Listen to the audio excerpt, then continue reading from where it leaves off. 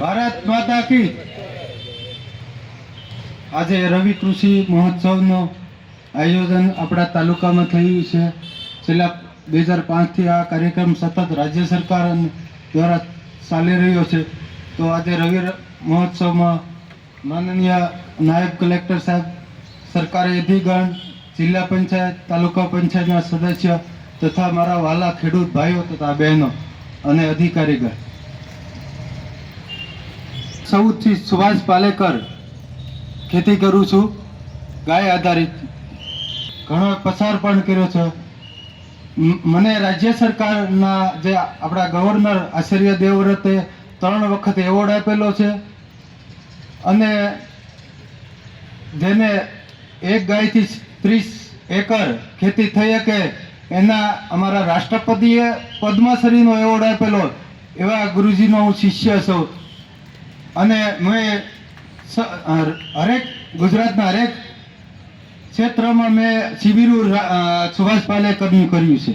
તો આ વિસ્તારમાંથી કોઈ ન હોય તો પણ મારી તો હાજરી હોય જ।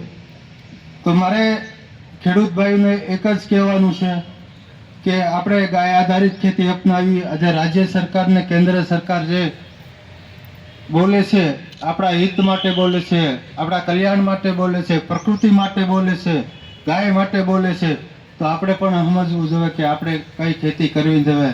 આજે હરિત ક્રાંતિની શરૂઆત થઈ, અનાજનું ઉત્પાદન ઘટતું હતું ત્યારે આપણે જરૂર પડતી, ત્યારે સરકારી અધિકારીએ અને સરકારે પ્રેરણા કરી હતી કે આપણે અન્ન પુરવઠો વધે, એટલે આપણે ડીએપી યુરિયા આવ્યા અને નાખ્યું। પણ હવે આપણે એ જ પૂર્વ દિશામાં જઈએ, એનું જ ઉલટું છે। જ્યારે નાખવાનું કીધું હવે આપણે કાઢવાનું કહે છે।